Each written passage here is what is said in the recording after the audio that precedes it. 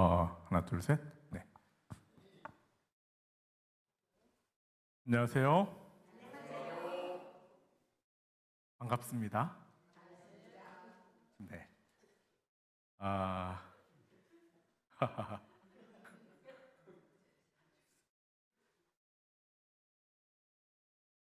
캐롤라이나 지역 성도님들이 함께 모여서 연합 야형회 부흥회를 하는 자리에 네. 저를 말씀을 들고 오라고 초청해 주셔서 감사합니다. 여러분이 보시기에 저는 세련된 도시 사람 같습니까? 촌놈 같습니까?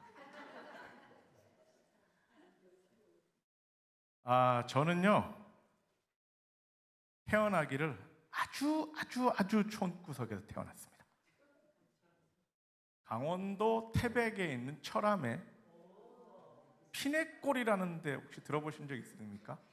그거 들어본 적이 있으신 분이면 그분도 여간 촌놈이 아닙니다. 네. 거기서 태어나서요. 저희 부모님은 지금 경상북도 봉화군 춘향면 서벽이라고 하는 그 시골 동네에 살고 계십니다. 이런 촌놈이 이 미국의 샬럿이라는 이런 데까지 와서 말씀을 전하게 된 것은 그야말로 주님의 은혜입니다. 하나님께 영광을 돌립니다.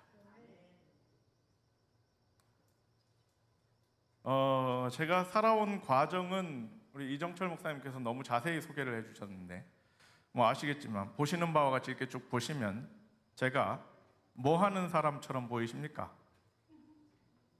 네, 목사입니다. 네. 저는 지금까지 제가 살아오면서 지금 이 순간에도 저는 솔직히 이렇습니다. 제 성격이 이상한 건지 모르겠는데요. 저는 지금 이 순간에 어떤 후회도 없고 어떤 불만도 없습니다. 그냥 지금까지 살아온 한순간 한순간이 다 아름답고 고맙고 좋은 시간이었습니다. 특별히 이번 주말에 캐롤라이나에서 여러분들을 만나 뵙는 이 시간도 어쩌면 매우 아름답고 좋은 기억으로 간직할 것 같습니다. 이렇게 살아오다가요, 제가 이런 생각을 했어요. 딸 낳으려고 애를 낳다가 결국 딸을 못 낳고 아들만 키운 내가 세상에서 제일 불쌍하다. 여기 계신 어르신들 분들께서는 아들 키우는 집 하면 저희 아버지도 매우 좋아하셔요. 네.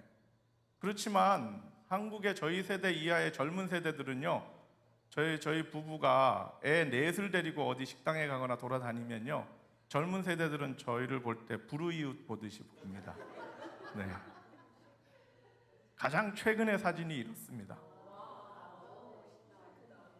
놀랍지도 않으시죠, 여러분들은? 곧 우리 이정철 목사님, 이미진 사모님네 식구도 이렇게 될 거예요. 네. 첫째 아들은 미국에 저 따라오지도 않고요. 그냥 한국에 있다가 지금 36대 신학과 다니다가 군대 가 있고요. 그 다음부터 있는 세 아들만 데리고 살고 있는데요.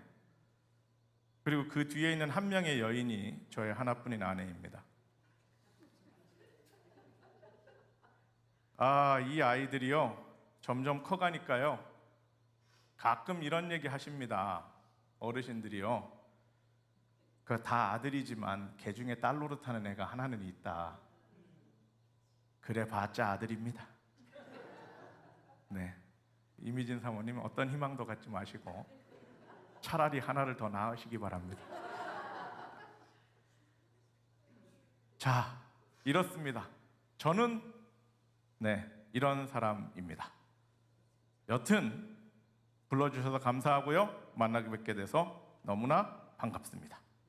자, 저는 이런 사람인데요. 여러분은 어떤 사람이십니까? 여러분은 누구십니까? 우리는 그리스도인이라고도 하기도 하고 재림성도라고 하기도 하고 남은 물이라고 하기도 하죠. 이 중에 뭐가 제일 마음에 드세요? 재림성도, 남은 물이 뭐가 됐든 저는 남은 물이라는 이름을 참 좋아합니다. 남은 물이라는 것은 계시록 12장 17절에서 등장했죠. 그 전에도 물론 교회 성경의 역사를 쭉 살펴보면 시대마다 남은 무리는 있었습니다. 그런데 특별하게 그 이름이 규정된 것은 여자의 남은 자손이라고 계시록 12장 17절에 기록되어 있습니다. 용이 여자에게 분노하여 돌아가서 그 여자의 남은 자손 곧 하나님의 계명을 지키며 예수의 증거를 가진 자들과 더불어 싸우려고 바다 모래 위에 섰더라. 여러분, 우리는 이 장면을 보면서 그래서 우리가 남은 무리다. 어쩌면 이 계시록 12장 17절은 제7일 안식일 예수 재림교회 우리 재림 성도들의 자존심과 같은 성경절입니다. 이 성경절에 의하여 우리의 존재가 증명되고 우리의 정체성이 확인되며 우리의 삶의 가치가 여기서 결정이 됩니다. 그래서 비록 우리가 어떤 다른 교단에 비해서 교회의 규모가 작을지라도 우리는 남은 무리, 하나님께서 약속하신 남은 무리라는 그 자존심으로 우리는 버티죠. 주로 가끔 어떤 사람들이 우리를 2단이네 3단이네 이렇게 얘기하더라도 우리 그런 얘기 듣고 우리가 어디 쉬운 말로 좁니까? 안 쫄죠? 니네 2단 3단 해도 그냥 그래 네가 무식하고 몰라서 그런 소리 하는 거다. 우리는 그렇게 쉽게 생각하는 2단 3단 아니다. 성경에서 계시록 12장 17절에서 얘기하는 남은 무리다. 우리는 사실 그 자존심으로 우리가 이렇게 신앙생활을 하지 않습니까? 그런데요, 오늘 한 가지 좀 여쭤보고 싶습니다. 우리는 자주자주 우리가 왜 남은 무리이냐라고 이야기할 때마다 우리가 가진 것이 무엇이냐에 집중합니다. 그래서 이 계시록 12장 17절에 의해서 우리는 하나님의 계명을 가지고 있고 우리는 예수의 증거를 가지고 있으므로 그러므로 우리가 남은 무리다. 이렇게 얘기하죠. 그런데 여기 한 가지 좀 더 물어볼 게 있습니다. 남은 무리는 무엇을 하는 자들입니까?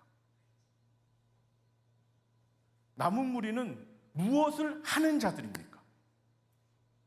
우리는 너무나 쉽게 남은 무리는 무엇을 가졌느냐에 의해서 우리가 남은 무리냐 아니냐를 정하는 것으로 그냥 끝내버리고 우리에게 하나님의 계명이 있고 안식을 지키고 십계명 철저히 다 잘 지키고 우리에게 엘렌 화이트이 있고 예언의 신이 있고 우리에게 예수의 증거가 있고 예수님에 대한 메시지가 있으므로 우리가 남은 무리다. 즉 우리가 무엇을 가졌느냐에 의하여 우리의 남은 무리를 증명합니다. 그런데요, 그 남은 무리는 무엇을 하는 존재입니까? 무엇 하는 존재입니까? 남은 무리는. 여러분 신앙생활을 꽤 오래 하신 분들 같으신데 이런 얘기 처음 들어보십니까? 이런 질문을 처음 들어보십니까? 남은 무리는 무엇을 가졌느냐라는 질문만 계속 받아보셨나요? 남은 무리는 무엇을 하는 존재입니까? 뭐 하는 존재입니까? 제가 여기서 다 써놓고 물어보는데 남은 무리는 뭐 하는 존재예요? 싸우는 존재예요.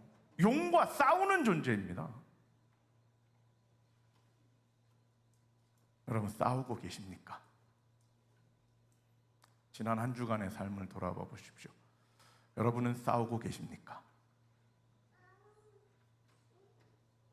우리의 삶에는 투쟁이 있습니까?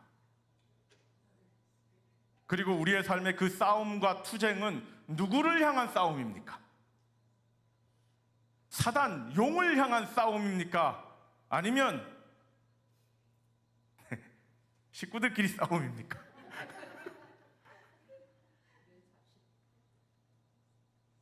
남은 무리는요, 무엇을 가졌느냐도 중요하지만 무엇 하는 사람이냐도 중요한데요, 그 남은 무리는 사단과 싸우는 존재랍니다.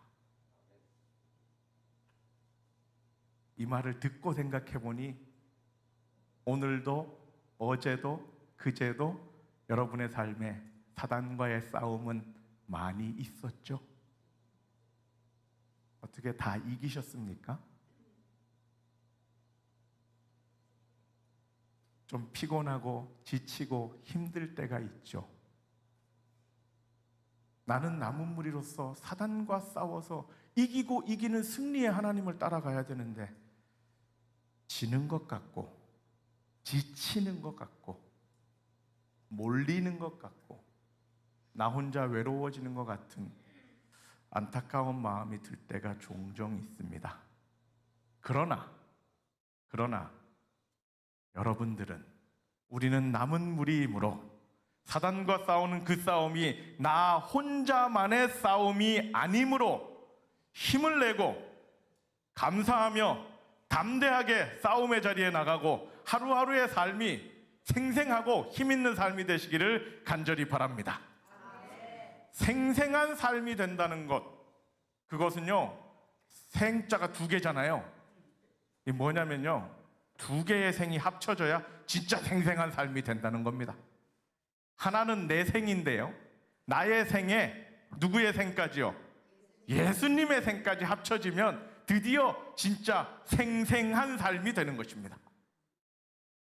삶이 피곤하고 힘들고 맨날 내가 지는 것 같고 내가 그리스도인이라고 하는데, 내가 남은 무리라고 하는데, 내가 예수님 따르는 사람이라고 하는데, 그런데 나는 맨날 지는 것 같고 맨날 무너지는 것 같고 나를 통해서 과연 하나님이 분명하게 드러나는가에 의심이 들고 힘들 때마다 예수의 능력 바라보시고 나의 인생에 예수님의 생이 합쳐짐으로 나는 그래도 생생한 삶을 살겠다, 이렇게 마음먹는 믿음의 사람들 되시길 바랍니다. 그래서 우리가 갈라디아 2장 20절의 말씀을 참 좋아합니다. 내가 그리스도와 함께 십자가에 못 박혔나니 그런즉 이제는 내가 사는 것이 아니요 오직 내 안에 그리스도께서 사시는 것이다. 나 혼자 사는 게 아니고 예수님이 나와 함께 사는 것이다. 그래서 나는 어떤 어려움이 있어도, 어떤 불편함이 있어도, 어떤 아픔이 있어도, 어떤 부족함이 있어도, 어떤 답답함이 있어도 나는 생생하고 힘차게 살 거다. 이렇게 마음먹을 수 있는 사람이라면 정말 좋은 남은 무리일 거라 생각됩니다. 여러분이 바로 그런 분들이 되시길 바랍니다. 그래서 우리의 삶에 예수님이 필요하시죠? 네. 그래서 오늘과 내일의 총 제목을 예수님께로 돌아가고 예수님을 고백하자라는 제목을 세워봤습니다. 첫 번째 시간으로 오늘 우리는 예수께서로 돌아오라라는 말씀을 전하고자 합니다. 특히 우리 재림교회의 사명에 맞춰서 이 생각을 좀 해보고자 합니다.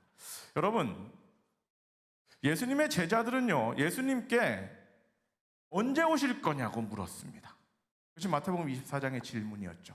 예수님께서 내가 가야 될 것 같다라고 말했을 때 그들이 그 떠나시는 예수님에 대하여 아쉬워하는 상황이 됐을 때 예수님께서 그들에게 내가 다시 오겠다라는 약속을 하셨습니다. 그 다시 오겠다는 약속을 두 글자로 해서 재림이라고 하는 것이고요. 그때부터 제자들은 재림을 기다렸고 그 이후로 그 제자들 이후에 모든 참된 그리스도인들은 다 재림을 기다려왔고요. 그 재림을 기다리는 그 삶의 과정들이 계속되어서 오늘 우리도 재림을 기다리고 있지 않습니까?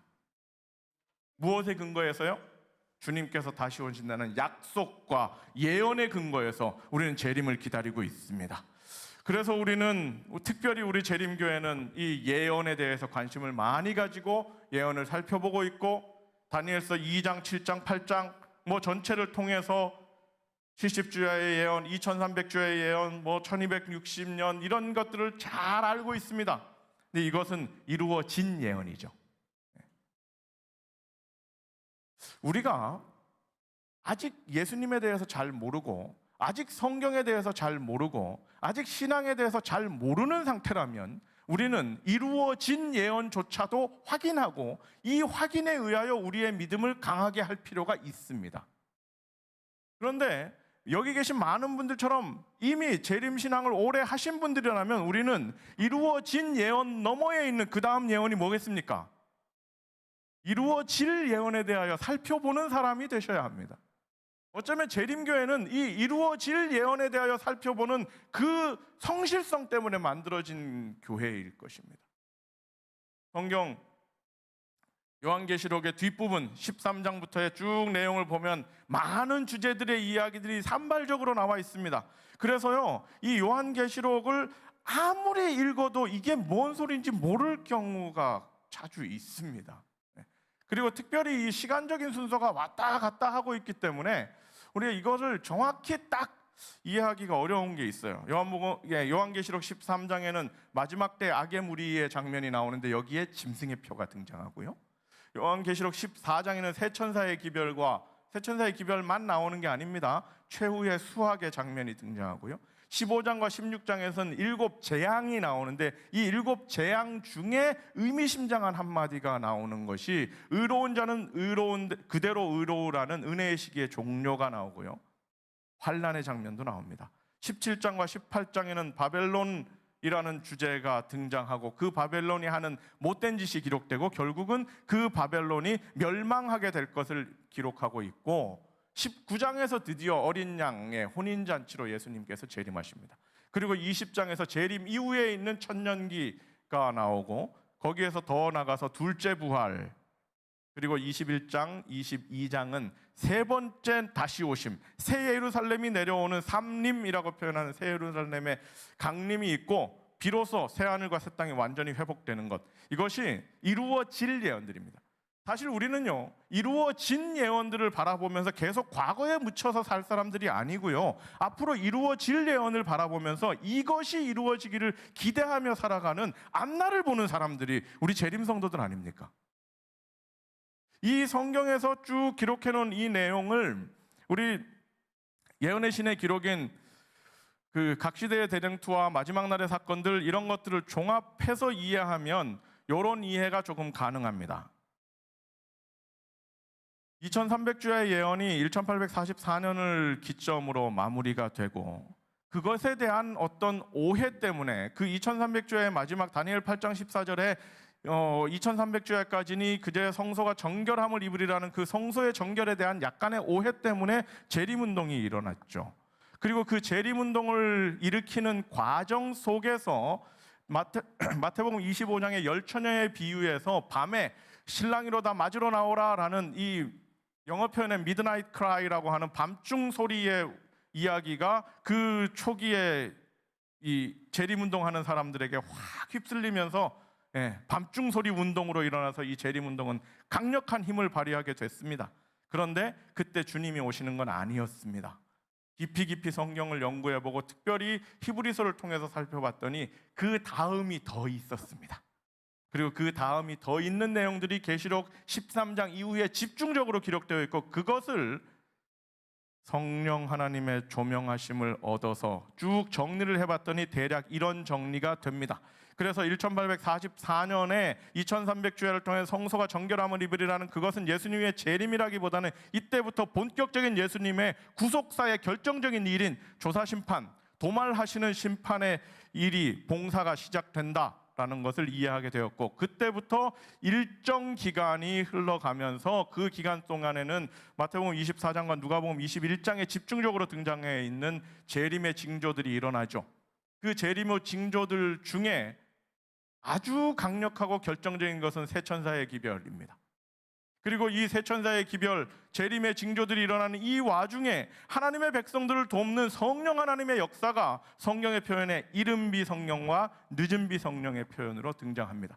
이른비 성령과 늦은비 성령을 약간씩 구분해서 이해를 좀 더 잘하려고 한다면요, 이른비 성령은 개인에게 임하는 회심과 성령의 역사라고 이해하시면 조금 더 이해가 편하고요, 늦은비 성령은 그 개인들이 모여서 함께 일어나는 대각성, 대부흥의 어쩌면 교단적인, 어쩌면 더 큰 운동으로서의 성령의 역사라고 이해하시면 좀 될 것입니다. 이런 일들이 일어나는 과정을 하나의 그림으로 그렸을 때 드디어 예수님의 지성소 봉사의 기간, 즉 은혜의 시기라고 표현을 합니다.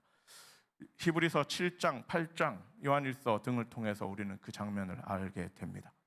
이 우리가 지금 살아가고 있는 이 은혜의 시기의 시간, 각종 재림의 징조들이 일어나고 새천사의 기별을 전파하라는 그 사명을 가지고 실제로 우리는 그 새천사의 기별을 열심히 전파하고 있는 지금, 우리는 이 은혜의 시기 속에 살아가죠. 그리고 어느 순간에 우리 재림교회의 이 종말론에서 가장 대표적으로 드러나는 계시록 13장의 짐승의 표가 구체적으로 드러나는 일, 이게 성경만으로는 이것을 구체적으로 다 이해하기는 좀 어려운 면이 있어서 각 시대의 대쟁투를 통해서 함께 이해해 보면 계시록 13장에 표현하는 이 짐승의 표, 그 짐승의 표의 성격은 결정적으로 무엇이냐면 세상의 국가의 권력과 교회의 권력이 합쳐져서 적그리스도적인 행태를 보이는 것, 이것이 짐승의 표의 핵심적인 구체적인 모습인데, 이 구체적인 모습을 실제적으로 드러나는 현상이 우리가 재림교인들이 자주자주 말했던 일요일 휴업령이 되는 거죠. 그래서 어느 때인가 그 일요일 휴업령이 임하게 되면 그 일요일 휴업령 이후에는 바로 마태복음 24장 9절로 14절이 표현하는 작은 환란의 시기가 오고요. 그 작은 환란의 시기가 얼마가 될지는 모르겠습니다만 그 시기가 지나간 이후에 어느 정도 마무리가 될 때 계시록 18장 1절로 4절에 내 백성아 거기서 나오라, 내 백성아 바벨론에서 나오라라고 크게 부르는 큰 외침의 시간이 있습니다. 그리고 그 큰 외침의 시간은 상당히 은혜의 시기의 마무리와 연관되어 있습니다. 그래서 은혜의 시기가 마무리되어서 계시록 22장 11절이 표현한 이제는 의로운 자는 계속 그대로 의롭고 악한 자는 계속 그대로 악하라는 조사심판의 끝, 은혜의 시기의 끝이 나오게 되죠. 그리고 그 은혜의 시기의 끝 이후에는 이제 큰 환란, 우리가 말하는 야곱의 환란이라고 표현하는 큰 환란을 경험합니다. 이 큰 환란은 그리스도인들에게 주어지는 상당한 시련일 것입니다. 그리고 악인들에게는 7재앙, 계시록 15장 16장에서 이야기하는 7개의 재앙의 대접들이 부어집니다. 그리고 드디어 예수님의 재림이, 데살로니가전서 등에서 표현하는 예수님의 재림이 있게 될 것입니다. 그 예수님의 재림 때 함께 일어나는 일들이 특별부활, 그를 찌른 자들도 볼 것이요 라는 그 말씀대로의 특별부활과 의인들의 부활이죠. 이 땅에서 죽었던 많은 의인들이 부활하고 그 의인들이 승천하여 하나님과 함께 가게 되고 살아있던 악인들이 다 죽게 되죠. 이것이 재림 때 함께 일어나는 일들이고, 재림 이후에 무슨 일이 있어요? 천년기가 계시록 20장에서 표현하는 천년기의 과정이 있고요. 그 천년기의 과정 이후에 비로소 새 예루살렘이 이 땅으로 다시 내려오는 삼림이라는 것이 있는데, 그 삼림 때 함께 일어나는 일들이 계시록 20장의 뒷부분에 나오는 악인들이 부활하여 새 예루살렘을 향하여 진을 치고 그것을 무너뜨리기 위하여 덤비는 것인데, 결국 그 악인들은 하나님의 영광의 불로 다 완전히 소멸되고 이제 이 지구상은 아주 깨끗한, 죄가 완전히 소멸된 그 상태로 이 땅에서 새 하늘과 새 땅이 회복된다. 이것이 재림교회가 우리가 생각하고 있는 앞날에 이루어질 일들에 대한 정리들입니다.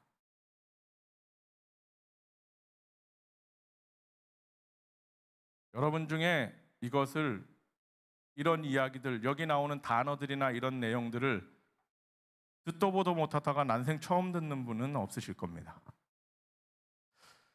그럼 지금 우리, 오늘의 우리, 2025년에 우리는 지금 어디에 와 있는가? 이 도표상에서 어디에 와 있을까요?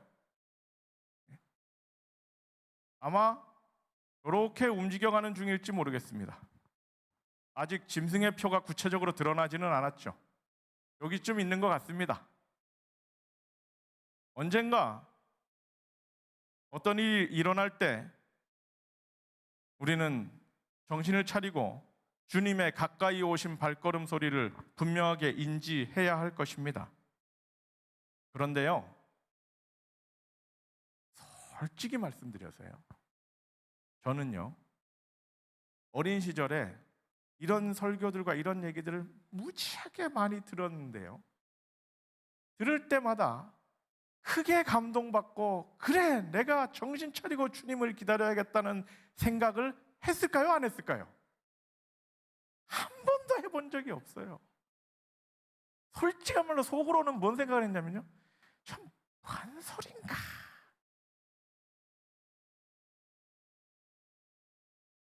왜 그랬는지 아세요? 왜? 이렇게 분명한 성경과 예언의 신하에 우리의 앞날에 일어날 사건들을 쭉 이야기해주고, 그래서 우리는 오늘을 살아가는 우리의 삶의 상황이 여기에 와 있으므로 이 앞날을 바라보면서 우리가 정신 차리고 깨어있어 경성하여 하나님을 바라보는 신앙을 하자라는 그 메시지 앞에 젊은 저는 왜 어느 소린가 이런 태도를 왜 가졌을까요?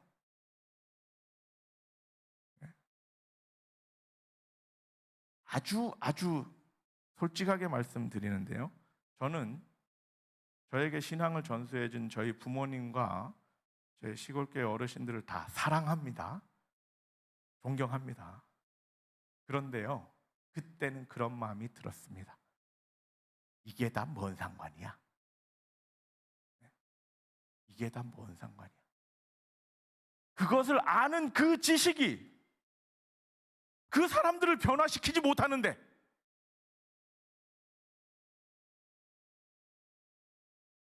앞날에 무슨 일이 있을지를 똑바로 알면 뭐해? 오늘 그들은 싸우고 있는데.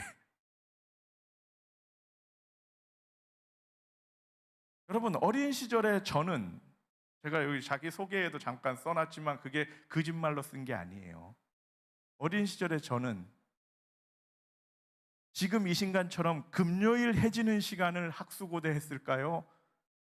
토요일 해지는 시간을 학수고대 했을까요? 여러분도 그러셨나 봐요.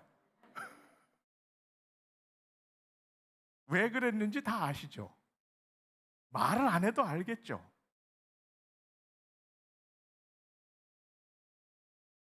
그렇게 재림이 확실하다는데. 저는요, 중학교 올라갈 때부터 집을 떠나서 서울에 있는 학교에 기숙사 생활을 했습니다.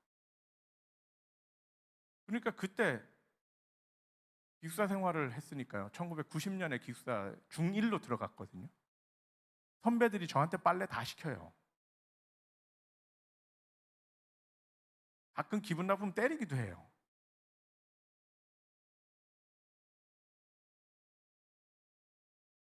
근데 그래도 기숙사가 재밌었습니다.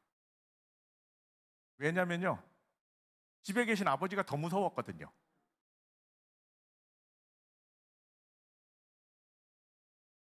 어린 제 마음속에 그런 마음이 있었습니다. 교회가 뭔데? 그리고 하나님을 섬긴다는 게 뭔데? 교회에서만 착하지?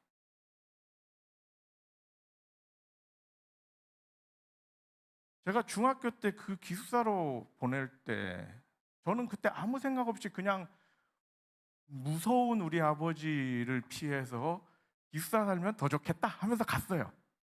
그런데요, 제가 제 자식을 낳아서 키워봤더니요, 중학생 올라가는 그 12살짜리, 13살짜리를 집 떠나서 기숙사에 못 넣겠더라고요.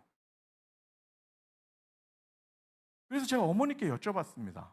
제가 다 큰 다음에, 어머니, 아버지야 성격 세신 분이고, 그러니까 저를 저 서울의 삼육학교 가서 공부하고 목사 되라고 기숙사에 저를 넣는 거, 아버지 성품으로 그럴 거는 이해가 됩니다. 그런데 어머니는요, 저희 어머니는 너무 순한 분이시거든요. 이름도 순이에요. 네. 저희 아버지는 지금도 저에게 보통의 톤으로 말씀하지 않으십니다. 좋은 얘기도. 네. 지금도 그러셔요. 그래서 지금도 가끔씩 저한테 전화를 하시면 그냥 바로 자냐 이 새끼야! 부터 하십니다. 그럼 저도 이제 어느 정도 맷집이 생겼잖아요. 안 자니까 받았죠. 이렇게 말을 해요. 그럼 저희 아버지 막 쏘대시 하는 거예요. 잘한다 이놈의 새끼야. 교인들은 새벽부터 밖에 나가서 쇠가 빠지게 일해가지고 헌금을 하면 그 헌금이 니놈 먹여 살리는 게 되는데 새벽에 교인들을 위해서 새벽 기도를 안 하고 목사란 놈 새끼가 처자버려져 자고 있고 막 이런 얘기.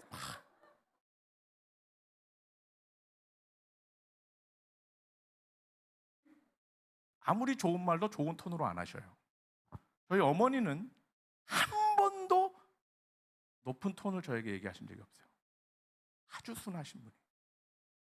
그래서 저희 어머니께 물어봤어요. 어머니는 어떻게 저를 중학교에 그 기숙사에 갖다 놓을 수 있었습니까? 어머니는 어제도 울으셨거든요. 저희 아이들한테 전화하시면서 보고 싶다 그러면서 막 울으셨거든요. 어찌 그러셨냐 그랬더니 어머니는 뭐라고 얘기하시냐면요. 그래야 네가 하늘나라 가는 줄 알았다. 그래야 구원받는 줄 알아서 너를 거기다 보내놓고 매일 울었다. 매일 울었다. 매일만 우신 게 아니라 지금까지도 울고 계셔요. 그런데 어머니는 그런 마음으로 곧 주님께서 오시기 때문에 이 주님께서 오시는 이 구원의 행렬에서 자기 자식이 떨어져 나가지 않기를 바라는 그 간절한 마음 때문에 생이별처럼 애를 그렇게 보내놓는 일을 하셨고, 아버지는 가서 목사가 되라 하면서 공부 똑바로 해라 맨날 소리 지르시면서 보내놓으셨는데, 정작 제 마음속에 거기 간 저는 무슨 마음으로요? 아버지로부터 해방이다 하고, 그리고 제 마음속에는 무슨 마음이 있었냐면, 내가 지금은 힘이 약해서 아버지한테 못 대들지만 이 다음에 내가 키가 크고 힘이 세져서 아버지한테 반항할 용기가 생기면 나는 이 교회를 떠남으로 그 반항을 표현할 거야. 이런 각오를 마음에 품고 살았어요. 솔직히요, 제 동생은 진짜 그대로 해버렸습니다. 저는 특별한 섭리 덕분에 교회 안에 살아남아 있습니다. 우리가 고민해야 될 것은요, 우리 제7일 안식일 예수 재림교인 남은 무리라고 하는 우리가 무엇을 아느냐, 여기에만 만족할 것이 아니라요, 우리가 아는 그것이 오늘 우리의 삶을 어떻게 변화시키느냐, 이걸 생각하셔야 됩니다. 즉 우리가 알고 있는 그 지식을 넘어서서 그 지식이 오늘 나의 삶을 변화시키는 체험으로 들어가 줘야, 그래야 우리를 바라보는 사람들이 저 사람처럼 신앙생활을 해야겠다, 저 사람처럼 예수 믿어야겠다, 이런 마음을 갖는 것이고요. 그렇게 되지 못한 채로 그저 가지고 있는 지식에만 만족해서, 그 가지고 있는 그 정보에만 만족해서 거기에 머물러 있으면 누군가는 우리를 바라보면서 저렇게 할 거면 꼭 해야 되나? 이런 생각을 할 수 있습니다. 여러분, 그때 두 사람이 밭에 있음에 한 사람은 데려감을 당하고 한 사람은 버려둠을 당할 것이요, 두 여자가 맷돌질을 하고 있음에 한 사람은 데려감을 당하고 한 사람은 버려둠을 당할 것이요. 똑같은 자리에서 똑같은 일을 하고 있었는데 누구는 구원의 길로 가고요, 누구는 버려둠을 받는답니다. 어떤 사람이겠습니까? 내가 아는 그 지식이 나의 삶을 변화시킨 자들을, 그들은 데려감을 당할 것입니다. 여러분, 제가 열심히 정리해서 여러분들 앞에 이 표를 보여드렸지만 분명한 건요, 우리 하나님께서는 그날과 그때는 아무도 모른다 했습니다. 그러니까요, 여러분 이거 모르셔도 돼요. 모르셔도 돼요. 실제로 우리 주님은 우리를 모르게 이걸 만들어 놨어요. 이렇게 다 써놨지만요, 다니엘서와 다르게 각각의 거리의 시간적인 기간은 절대 안 알려주셨습니다. 그래서 이게 어떻게 일어날지 우리 몰라요. 작은 환란과 큰 환란이 얼마나 가까이에 일어날지, 각각 며칠간 몇 년간 일어날지 우리 몰라요. 큰 외침이 어떤 때에 일어날 것이며 그 큰 외침 이후에 조사심판이 끝나는 은혜 시기의 마무리가 얼마의 기간이 우리에게 주어졌을지 몰라요. 우리는 그저 사람의 논리로 추측하여 성경의 기록들을 쭉 표로 만들어 봤을 뿐입니다. 그러므로 알고 있는 정보에 만족하는 나무무리가 되지 마시고 이 정보에 의하여 오늘 내가 어떤 변화를 이룰 것인가를 더 고민하시는 분들이 되시길 간절히 바랍니다. 그래야 우리가 하나님 바르게 섬기는 사람이 될 수 있고, 그래야 우리가 그것을 통하여 우리의 삶을 바르게 할 수 있습니다. 그래서 고린도후서 13장 5절은 우리에게 너희는 믿음 안에 있는가 너희 자신을 시험하고 너희 자신을 확증하라라고 요청하는 것입니다. 이거 똑바로 되지 않으면 예수 그리스도께서 너희 안에 계신 줄을 너희가 스스로 알지 못하느냐, 그렇지 않으면 너희는 버린 자니라.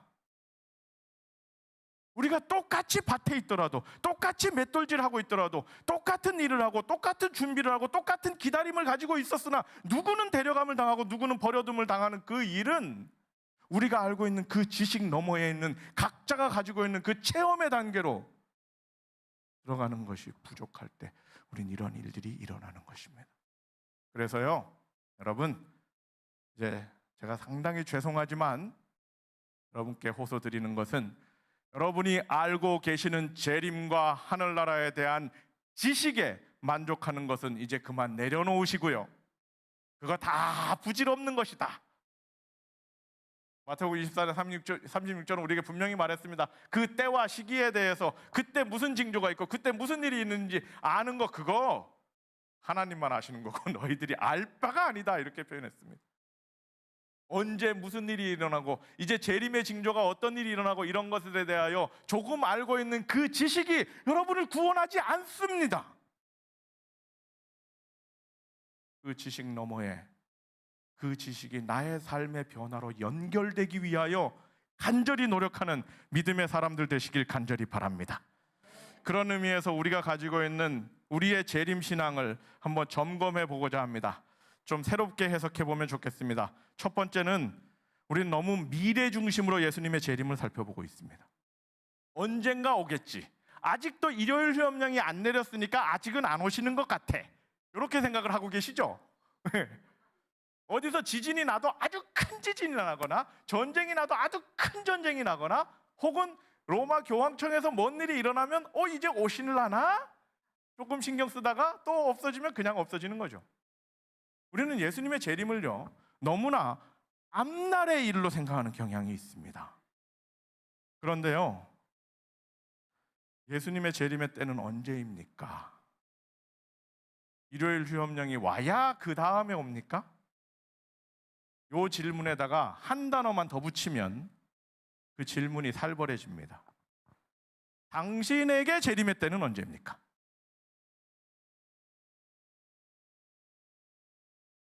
그냥 우리가 막연히 우리가 알고 있는 성경에 대한 지식에 기반하여 재림의 때가 언제냐고 우리에게 묻는다면 우리는 짐승의 표가 등장한 후, 그 짐승의 표는 구체적으로 일요일 법령인데, 그게 내려진 다음에, 일요일 법령이 내려지려면 어떻게 해야 된다고요? 교회의 권력과 국가의 권력이 완전히 합쳐져서 그 힘으로 신앙의 자유를 압박해야 되는데, 그런 일이 보이면 그 다음 이렇게 생각하는 경향이 있는데요, 당신에게 재림의 때는 언제예요?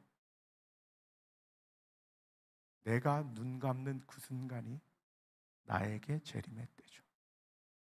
그렇다면 그 재림은 누군가에게는 지금 이 순간일 수도 있는 것입니다. 여러분, 사도 바울이 예수님 재림할 때 사도 바울이 부활하겠죠. 눈 떠가지고 사도 바울이 예수님한테 그딴 소리 하겠습니까? 주님, 속히 오신다 그래서 내가 가족도 뒤로 하고 평생 주님 전하다가 참수형까지 당하고 이랬는데 2000년이 넘게 안 오시깁니까? 이렇게 따질 것 같습니까? 그럴 리 없죠. 비록 2000년 전에 사도 바울이 순교했더라도 그가 눈 감는 그 순간과 부활하여 눈 뜨는 그 순간은 같은 순간이죠. 그러므로 오늘 우리가 살아가는 우리의 삶에서도 마찬가지입니다. 내가 눈 감는 그 순간, 나는 죽음으로 들어감으로 그 죽음의 순간에 더 이상 아무런 시간의 변화도 알 수 없는 그 순간이 나에게 재림의 순간인 것입니다. 그러므로 우리 모두는 언제 재림이 우리 코앞에 와 있는지 모르는 상태입니다. 더욱더 이렇게 시간이 빠르고 교통이 복잡하고 처처에 별의별 일들이 다 일어나고 언제 어떤 인간이 총 들고 와서 쏠지 모르는 이런 이상한 상황 속에 우리가 살아가고 있다면 언제 우리 개인이 재림을 맞이할지는 모를 일입니다. 그러므로 오늘 우리에게 주어진 하루하루의 삶에 만족하시고 감사하시고 그날을 통하여 구원을 이루기 위하여 노력하는 믿음의 사람들이 되시길 간절히 바랍니다. 오직 오늘이라 일컫는 동안에 매일 피차에 권면하며 너희 중에 누구든지 죄의 유혹으로 완고하게 되지 않도록 하라. 오늘, 오직 오늘이라 일컫는 이 시간, 오직 우리에게 주어진 이 날을 귀하게 생각하고 하나님께서 나에게 마지막으로 구원을 연습하라고 준 날이 오늘이구나 생각하면서 하루하루를 구원 앞에 겸손하게 살아가는 사람들이 되시길 간절히 바랍니다. 두 번째로 우리는 우리의 재림에 대해서 구별 중심이 아니라 사명 중심으로 살펴보는 믿음의 사람들이 되시길 간절히 바랍니다. 제가 아까 잠깐 말씀드렸지만 제가 초등학교 때 어린 시절에 그때 국민학교였죠. 나고 자란 그 동네 경상북도 봉화군 춘향면 거기는요 예수님의 재림이 가까웠으므로 주님의 재림을 맞이하기 위하여 본인의 구원을 이루기 위하여 도시에서 모든 걸 다 팔아치우고 들어온 사람들이 사는 데였습니다. 제가 초등학교에 입학할 때쯤에 국민학교 입학할 때쯤에 저희 집에 웬 장로님께서 한번 찾아오셨습니다. 그분이 저희 아버지의 그때는 집사님이었죠. 홍 집사. 주님의 재림이 가까운데 곧 오실 주님을 맞이해야 되는데 자네 아들을 그 세상 학교에 집어넣어 가지고 그 마귀의 교육을 받도록 냅둘 텐가?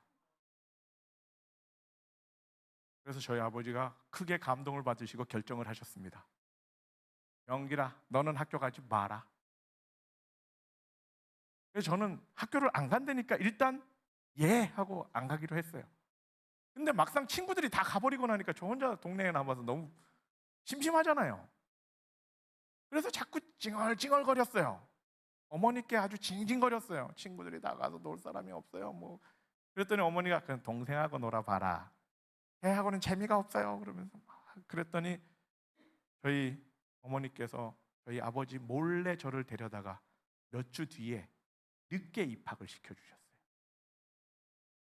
그러고 그날 저녁에 저희 어머니는 아버지한테 혼이 많이 났겠죠.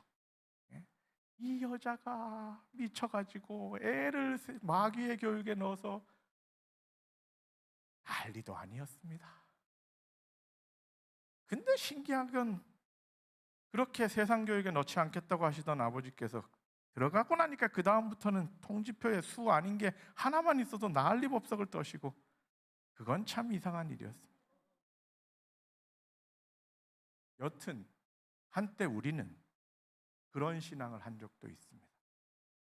재림 때문에 예수님께서 곧 오실 것이기 때문에 주님의 발자국 소리가 들림으로 그러므로 우리는 세상을 향하여 스스로를 격리시킴으로 세상으로부터 떠나고 세상으로부터 스스로 멀어지고 스스로를 격리시킴으로 그것이 재림을 잘 기다리는 것인 줄 알 때가 있었죠. 그런데 그렇게 해봤더니 무슨 일이 일어났어요? 신세 망쳤다는 일들만 많이 일어났죠. 여러분 우리가 마태복음 24장의 재림의 징조들을 쭉 살펴보면요 크게 정리는 이렇게 됩니다. 천연계의 징조와 사회적 징조와 종교적 징조들이 있습니다. 그리고 이런 것들을 종합해서 노아의 때와 같이 종교적 도덕적 무감각이 있다라고 이야기를 합니다. 그런데요 여러분 이런 천연계의 징조, 사회적 징조, 종교적 징조는 우리가 어찌할 수 있는 겁니까? 어찌할 수 없는 겁니까? 어찌할 수 없어요. 그냥 일어나면 일어나는 겁니다. 그런데 또 다른 하나의 징조는 뭐예요? 천국 복음이 땅끝까지 전파되는 이 일은 우리가 해야 될 일입니다. 그러므로 예수님의 재림을 바라볼 때 이제는 더 이상 주님의 발걸음이 가까움으로 주님의 오심이 가까움으로 내가 세상으로부터 나를 스스로 격리시키고 나는 거룩하게 나는 깨끗하게 주님의 재림만 잘 기다리고 죄 없는 상태만 잘 지키면 되겠다 이런 마음을 먹기 이전에 주님의 오심이 가까움으로 저들에게도 예수님이 필요하다, 저들에게도 구원이 필요하다는 마음으로 더 부지런히, 더 열심히 그들에게 다가가기 위해 노력하는 사람이 되셔야 진짜 재림교인 아니겠습니까? 바로 그런 재림교인들이 되시길 간절히 바랍니다. 세 번째로, 우리는 사건 중심이 아니라 예수님 중심으로 재림을 보셔야 됩니다. 우리 재림교인들이 하는 큰 실수 중에 하나가 뉴스 보고 자꾸 깜짝깜짝 놀라는 겁니다. 지진 났다, 전쟁 났다, 불 났다, 뭐 어쩌다 하면 주께서 오시나 보다. 뭐 동성애와 관련된 법이 어떻게 됐다 그러면 또, 여러분, 재림은 누가 오시는 겁니까? 예수님께서 오시는 겁니다. 우리는 재림을 통해서 세상의 끝을 보고 싶은 사람들이 아니고요, 재림을 통해서 예수님을 만나고 싶은 사람들입니다. 그렇지 않습니까? 여러분 중에 누군가가 아유 이놈의 지긋지긋한 세상 빨리 끝나버려라, 재림을 통해서 끝난다니까 빨리 그 재림인지 뭔지 돼가지고 이놈의 세상 끝나버려라, 이런 마음으로 재림을 기다리시는 분이 계십니까? 나를 사랑하셔서 나를 위해 죽기까지 하셨던 그 예수님께서 나를 위해 지금도 저 하늘에서 오늘 짓고 있는 나의 죄를 향해서도 나의 피, 나의 피, 나의 피를 외치시면서 나의 죄를 중보하신 그 예수님께서 나를 데리러 오신다니, 그 사랑스러운 그 예수님을 만나겠다, 그 만남의 순간이 재림의 순간이지 않습니까? 그러면 우리가 예수님하고 많이 친해지고 가까워져야 그 재림이 좋은 재림이 되는 거겠죠. 우리에게 주어진 이 땅에서의 삶의 시간들은 예수님을 더 많이 배우고 예수님께 더 가까이 가는 기회로 하루하루가 주어졌다고 생각합니다. 여러분, 이제는 더 이상 우리가 어떤 사건 중심으로 재림을 보는 사람이 아니라 그 재림을 통해 우리에게 오실 예수님을 더 바라보시는 분들이 되시기 바랍니다. 제가 녹색 글씨 쪽에 한자 신앙, 저것도 신앙이라고 읽어요. 이쪽에도 신앙이라고 읽습니다. 저쪽의 신앙은 믿을 신의 무슨 앙자인지 아세요? 재앙 앙자입니다. 신앙이라는 게 재앙을 자꾸 믿으려고 그러시면 안 돼요. 진짜 신앙은요, 믿을 신의 바라볼 앙입니다. 예수 믿고 십자가 바라보는 것이 진짜 신앙입니다. 여기저기서 일어나는 사건들을 자꾸 바라보고 있는 사람들은 종말론자, 영어 표현으로 에스카탈로지스트. 재림교인들은 에스카톨로지스트가 아니고요, 무슨 노스트라다무스 예언에 의해서 언제 세상이 끝나고 이렇게 생각하는 사람들이 아니고, 우리는 어드벤티스트입니다. 예수님의 다시 오심을 기다리는 사람들입니다. 그렇게 우리의 재림을 새롭게 바라보는 분들이 되시길 바랍니다. 미래에 있는 재림이 아니라 오늘 나에게 주어진, 오늘 이 한 날이 나에게 재림의 날이 될 수 있다는 오늘 재림이다 라는 생각으로, 구별이 아니라 사명으로, 여기에 내가 자리 잡은 이 땅에서 내가 이루어야 될 사명이 있다라는 생각으로, 어떤 사건이 아니라 예수님을 바라보는 생각으로 재림을 바라보는 믿음의 사람들이 되시길 바랍니다. 그렇게 해야 이 신앙이 하루하루의 우리의 삶을 변화시키고, 그것이 훈련되고 반복될 때 비로소 우리가 품성이 변화되는 것입니다. 종로의 계단에서는 품성에 대해 이렇게 표현했습니다. 품성은 일시적 선행이나 일시적 악행으로 드러나는 것이 아니라 습관적인 말과 행실의 경향으로 드러나는 것이다.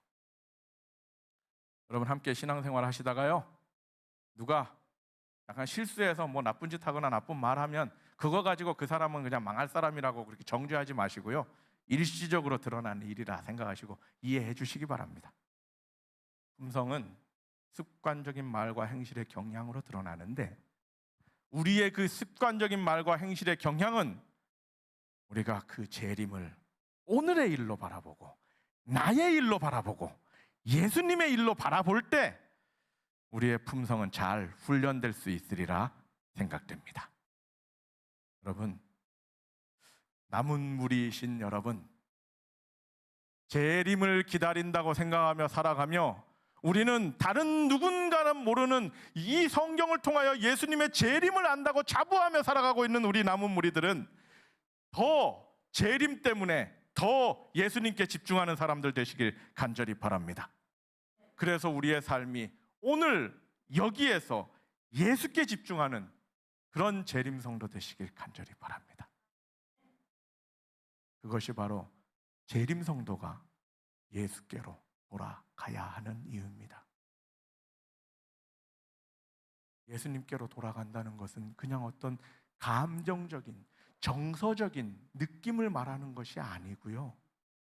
우리가 그렇게 소중하게 붙잡고 있는 예수님의 재림이라는 그 믿음조차도 예수님 중심으로 해석하고 재림을 통해서도 세상의 끝이 아니라 예수님을 만나겠다는 마음을 갖고 사는 것, 이게 재림 성도가 예수께로 돌아가는 것입니다. 우리 모두가 예수님께로 돌아가는 그런 멋진 재림 성도 되시기를 간절히 바랍니다. 죄송합니다. 시간이 많이 지났는데요. 그래도 우리가 할 건 다 해야 될 것 같습니다. 여러분들 오랜만에 만나셨죠? 네, 오랜만에 만났을 때는 시간이 없다고 뭘 막 넘어가지 말고 할 건 다 해야 될 것 같아요. 제가 특별히 부탁받은 것이 그냥 저 혼자 말하는 설교만 하지 말고 성도님들도 함께 생각해보고 이야기해보고 함께 기도하는 시간을 운영해 달라라는 얘기를 들었습니다. 지금 이 시간에요, 여러분 주변에 2분 혹은 3분씩 짝을 지어서 오늘 예배를 통해서 본인이 느꼈던 이런 이야기들을 간단히 좀 얘기를 하시고요. 그리고 그 옆에 있는 기도 제목을 가지고 함께 기도해 주시기 바랍니다. 저 쳐다보고 있는 시간이 아니고요. 제가 그렇게 쳐다볼 정도로 생기지는 않았습니다. 그러니까 여러분 서로를 함께 보십시오. 함께 보시고 2분 혹은 3분, 2분이 모였으면 요 3개 중에 2개만 골라서 이야기하시면 되고요. 3분이 모였으면 3가지를 이야기하셔도 되고, 나는 오늘 이 이야기를 통해서, 이 예배를 통해서 이런 생각이 들었다라는 것을 이야기를 나누시고 기도하시는 겁니다. 어느 정도 좀 진행이 되시면 한 5, 6분 후에 제가 대표 기도함으로 시간을 마무리하겠습니다.